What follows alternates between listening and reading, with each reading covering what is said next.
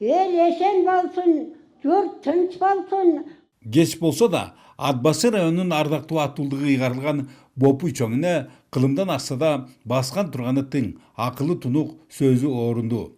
Учурда Башкаңды калктуу пункттун мекендеген анын айтымында турмуштун эң оор мезгили кандуу улуу атамекендик согушка туш келген. Ушул кыйын кезеңде ал өмүр сакчылыгына туруп, ошондогу аш жылаңач айдаштардын саламаты үчүн жан үрөбөй күрөшкөн. Акыры тынчтык орногонда бүлүнгөн чараларды кайра калыбына келтирүүгө барандуу салымын кошкон. El esen bolsun, yurt tınç bolsun, halk orunda bolsun, kan taktısında bolsun.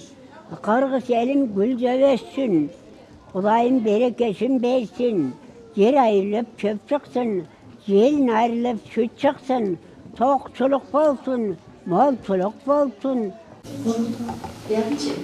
Ал эми жогорудагы Бопуй Сапиевадан 30 жаш кичүү Бурулсун Жолбонова Атбашы районундагы Акмус үй-бүлөлүк дарыгерлер тобунда жарым ылымдан бери эмгектенет.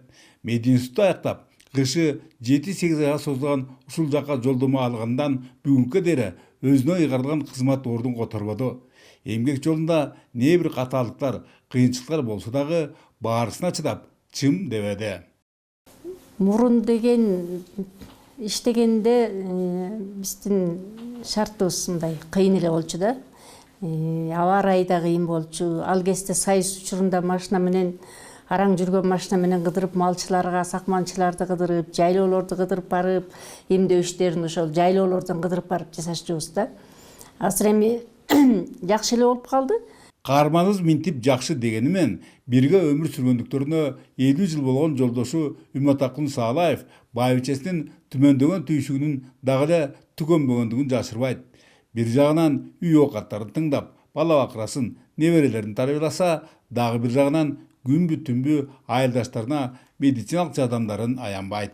Түн ортосу болобу, таң азык болобу, кайсы убакта болсо келет, катты күн тиги аялымдын ичинен гана өтүп атат. Бойынан түшкөнү алды, же болбосо жыгылып калды деп ушундай какштык турат да, часовой. Барбайм деп айта албайт. Мейли таш жаап атабы, күн жаап атабы, шамал болуп атабы, суук болуп атабы, ичиме жок, ошо кетмей. Ошо чыдап келет атабыз ошо. Какканга муштаган болуп, Акмуздай климаттын каталдыгына кошумча алыс айылдарга жаш кадрлардын келели деген ойлор жок. Мисалы бул жакка акыркы жолу 1989 жылы бир гана адис жөнөтүлгөн.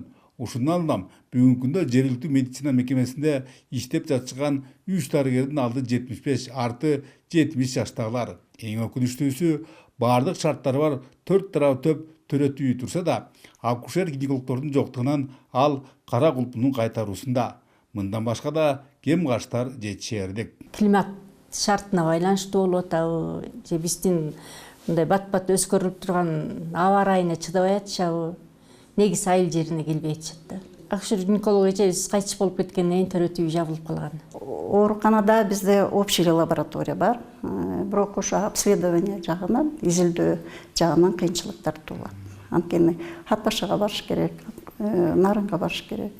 Алардын алы жетпесе Бишкекке барыш керек. Анан жаш врачтар келсе деле жакшы болмок.